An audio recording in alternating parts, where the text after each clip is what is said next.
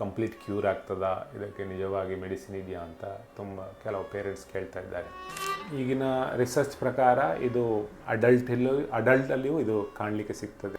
ಯಾವುದಾದ್ರೂ ಒಂದು ಟಾಸ್ಕ್ ಕೊಟ್ಟರೆ ಆ ಟಾಸ್ಕಲ್ಲಿ ತುಂಬ ಹೊತ್ತು ಮಗ್ನರಾಗಿ ಕೂತ್ಕೊಳ್ಳುವಂಥ ಕೆಪಾಸಿಟಿ ಇರೋದಿಲ್ಲ. ಒಳ್ಳೆಯ ಮಾರ್ಕ್ ಬರ್ತಾ ಇಲ್ಲ, ಕ್ಲಾಸಲ್ಲಿ ಏನು ಪಾಠಗಳನ್ನು ಸರಿ ಕೇಳ್ತಾ ಇಲ್ಲ. ಮೋಸ್ಟ್ ಇಂಪಾರ್ಟೆಂಟ್ ನನ್ನ ಪ್ರಕಾರ treatment it's a second part. The first part is identifying it. ಇದೆ ಸಮರ್ಪಕವಾದ ಟ್ರೀಟ್ಮೆಂಟ್ ಆಯುರ್ವೇದದಲ್ಲಿದೆ.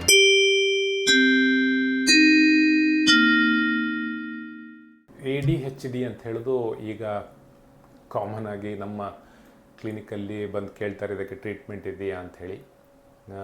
ಹಾಗಾಗಿ ಆಯುರ್ವೇದಿಕ್ ಟ್ರೀಟ್ಮೆಂಟಲ್ಲಿ ಇದಕ್ಕೆ ಯಾವ ರೀತಿ ಹೆಲ್ಪ್ ಆಗುತ್ತೆ, ಇದು ಕಂಪ್ಲೀಟ್ ಕ್ಯೂರ್ ಆಗ್ತದಾ, ಇದಕ್ಕೆ ನಿಜವಾಗಿ ಮೆಡಿಸಿನ್ ಇದೆಯಾ ಅಂತ ಕೆಲವು ಪೇರೆಂಟ್ಸ್ ಕೇಳ್ತಾ ಇದ್ದಾರೆ. ಫಸ್ಟ್ ಆಫ್ ಆಲ್ ADHD ಅಂದರೆ ಇದು ಏನು ಅಂತ ನೋಡೋಣ. ಅದು attention deficit hyper activity disorder ಅಂತ ಹೇಳಿ. ಎಸ್ಪೆಷಲಿ ಇದು ನಾವು ಮಕ್ಕಳಲ್ಲಿ ನೋಡುವಂಥ ಕಾಯಿಲೆ. ಈಗಿನ ರಿಸರ್ಚ್ ಪ್ರಕಾರ ಇದು ಅಡಲ್ಟಲ್ಲಿಯೂ ಇದು ಕಾಣಲಿಕ್ಕೆ ಸಿಗ್ತದೆ, ದೊಡ್ಡವರಾದ ಮೇಲೆಯೂ ಇದು ಸಿಗ್ತದೆ. ಅದನ್ನು ಆಯುರ್ವೇದಿಕ್ ಹೇಗೆ ಡಿಸ್ಕ್ರಿಪ್ಷನ್ ಮಾಡ್ತೇನೆ ಅಂತ ಮುಂದೆ ಹೇಳ್ತೇನೆ. ಫಸ್ಟ್ ಆಫ್ ಆಲ್ ಈ ಡಿಸೀಸಲ್ಲಿ ಏನು ಸಿಮ್ಟಮ್ಸ್ ಇರ್ತದೆ ಅಂತ ಹೇಳಿದ್ರೆ, ಒಂದು ಅವರಿಗೆ ಇದು ಅಟೆನ್ಷನ್ ಇರ್ತದೆ, ಅಂದರೆ ಅಲ್ಲಿ ಅಟೆನ್ಷನ್ನೇ ಡಿಫಿಸಿಟ್ ಇರ್ತದೆ. ಹಾಗಾಗಿ ಅದೊಂದು ಮೇಯ್ನ್ ಇದರಲ್ಲಿ ಪ್ರಾಬ್ಲಮ್ ಇರ್ತದೆ. ಸೆಕೆಂಡ್, ತಾಳ್ಮೆ ಅಂತಿರೋದಿಲ್ಲ, ಹೈಪರ್ ಆ್ಯಕ್ಟಿವಿಟಿ ಇರ್ತದೆ. ಯಾವುದು ಈಗ ಒಂದು ಕ್ಯೂವಲ್ಲಿ ನಿಲ್ಲಬೇಕಾದ್ರೆ ಆ ಕ್ಯೂವಲ್ಲಿ ನಿಲ್ಲುವಷ್ಟು ತಾಳ್ಮೆ ಅವರಿಗಿರೋದಿಲ್ಲ. And talking too much. ಯಾವುದೊಂದು ಸಣ್ಣ ವಿಷಯಗಳ ಬಗ್ಗೆ ಅವರು ತುಂಬ ಮಾತಾಡ್ತಾ ಇರ್ತಾರೆ. ಅವರಿಗೆ ಅದ್ರ ಬಗ್ಗೆ ಸ್ವಲ್ಪ ಇರ್ತದೆ, ನಾಲೆಜ್ ಇಲ್ಲ ಅಂತಲ್ಲ, ಬಟ್ ಅದರ ಬಗ್ಗೆ ಹೈಪರಾಗಿ ಮಾತಾಡೋದನ್ನು ಮಾತಾಡ್ತಾ ಇರ್ತಾರೆ. ಮತ್ತು ಯಾವುದಕ್ಕಾದರೂ ಒಂದು ತಾಳ್ಮೆಯಿಂದ ಆನ್ಸರ್ ಕೊಡೋದಂತಿಲ್ಲ, ಬ್ಲಂಟ್ ಆನ್ಸರ್ಸ್ ಅಂತ ಹೇಳ್ತೇವೆ. ನಾನು ಸಡನ್ನಾಗಿ ಹೀಗೆ ಅಂತ ಹೇಳ್ಬಿಡೋದು. ಯಾವುದಾದ್ರೂ ಒಂದು ಟಾಸ್ಕ್ ಕೊಟ್ಟರೆ ಆ ಟಾಸ್ಕಲ್ಲಿ ತುಂಬ ಹೊತ್ತು ಮಗ್ನರಾಗಿ ಕೂತ್ಕೊಳ್ಳುವಂಥ ಕೆಪಾಸಿಟಿ ಇರೋದಿಲ್ಲ.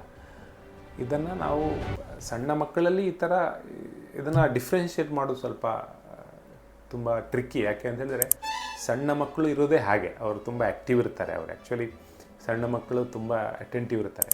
ಬಟ್ ಓನ್ಲಿ ಇನ್ ಸರ್ಟನ್ ಪೀಪಲಲ್ಲಿ ಈ ಥರದ ಒಂದು ಡಿಫ್ರೆನ್ಸನ್ನು we can see it. There for identifying properly and if it is persisting for a long time ಅಂತ ತುಂಬ ಸಮಯದಿಂದ ಇದಿದೆ. ಆ್ಯಂಡ್ ಅದು ಅವರ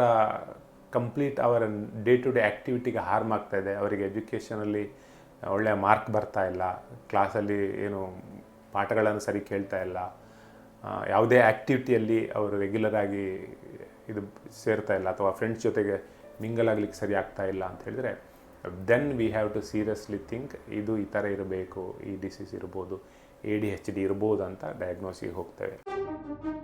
ಮೋಸ್ಟ್ ಇಂಪಾರ್ಟೆಂಟ್ ನನ್ನ ಪ್ರಕಾರ treatment it's a second part. The first part is identifying it. ನನ್ನ ಮಗನಿಗೆ ಅರ್ಥ ಆಗ್ತಾ ಇಲ್ಲ, ಅಟೆನ್ಷನ್ ಇಲ್ಲ, ಅವ್ನು ಮಾರ್ಕ್ ಕಮ್ಮಿ ಆಗಿದೆ, ಆ ಥರ ಬೈಯೋದು ಹೊಡೆಯೋದು, ಅದಕ್ಕಿಂತ ಮೋಸ್ಟ್ ಇಂಪಾರ್ಟೆಂಟ್ ಈ ಡಿಸೀಸನ್ನು ಅರ್ಥ ಮಾಡ್ಕೊಳ್ಳೋದು. ಇದು ಯಾಕೆ ಬಂದಿದೆ, ಯಾಕೆ ಅಂತ ಹೇಳಿದ್ದಾರೆ. ಇದಕ್ಕೆ ಕಾರಣ ಹೇಳ್ತಾ ಇರಬೇಕಾದ್ರೆ, ಇದಕ್ಕೆ ಯಾಕೆ ಕಾರಣ, ಒಂದು it is may be running in their family.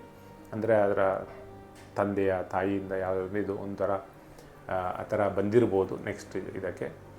ಅಥವಾ ಅಲ್ಲಿ ಸೋಷಲಲ್ಲಿ ಒಂದು ಅವರ environmental if it is very pollute, ಅದು ತುಂಬ ಟಾಕ್ಸಿನ್ ಇದ್ದರೆ ಅಲ್ಲಿಂದ ಬಂದಿರ್ತದೆ. ಅಂದರೆ ಟೋಟಲ್ ಅವರು ಬೆಳೆದ ಎನ್ವೈರ್ಮೆಂಟ್ ಯಾವ ಥರ ಇರ್ತದೆ, ಆ ಥರ ಇದ್ದರೂ ಅದು ಬರುವ ಚಾನ್ಸಸ್ ಇರ್ತದೆ. ಸೆಕೆಂಡ್ ಆ್ಯಂಡ್ ಥರ್ಡ್ ಅಂತ ಹೇಳಿದರೆ, it is mother. If the mother is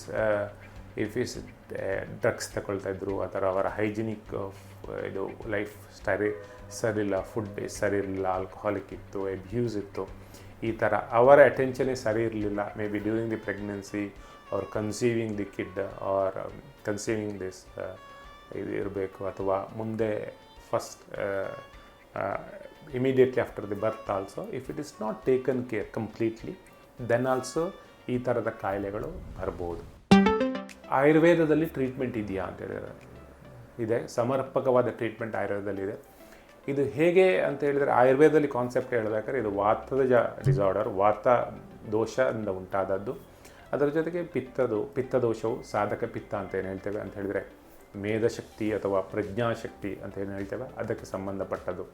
ಅಂದರೆ ಪ್ರಜ್ಞೆಯಲ್ಲಿ ಪ್ರಜ್ಞಾ ಅಂತ ಹೇಳಿದ ಕೂಡಲೇ ಒಂದು ವಿಷಯಗಳನ್ನು ಅರ್ಥ ಮಾಡ್ಕೊಳ್ಳೋದು, ಮತ್ತು ಅದರಲ್ಲಿ ಡಿಸ್ಕ್ರಿಮಿನೇಟ್ ಮಾಡುವಂಥದ್ದು, ಸರಿಯಾ ತಪ್ಪ ಅಂತ ಆ ಮೆಮೊರಿಯನ್ನು ಇಟ್ಕೊಂಡು ನಾವು ಸರಿಯಾಗಿ ಕೆಲಸ ಮಾಡೋದು.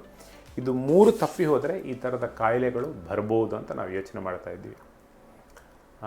ಆಯುರ್ವೇದದಲ್ಲಿ ವಾತಜ ಡಿಸಾರ್ಡರ್, ವಾತವನ್ನು ಟ್ರೀಟ್ಮೆಂಟ್ ಮಾಡಬೇಕು ನಾವು ಇದರಲ್ಲಿ, ಆ್ಯಸ್ ವೆಲ್ ಆಸ್ ಪಿತ್ತ ದೋಷ ಮತ್ತು ಉಳಿದ ದೋಷವನ್ನು ಅಂತ ಹೇಳಿದರೆ ವಾತ ಪಿತ್ತ ಕಫವನ್ನು ಬ್ಯಾಲೆನ್ಸಿಗೆ ತರುವಂಥ ವಿಷಯವನ್ನು ಮಾಡಬೇಕು.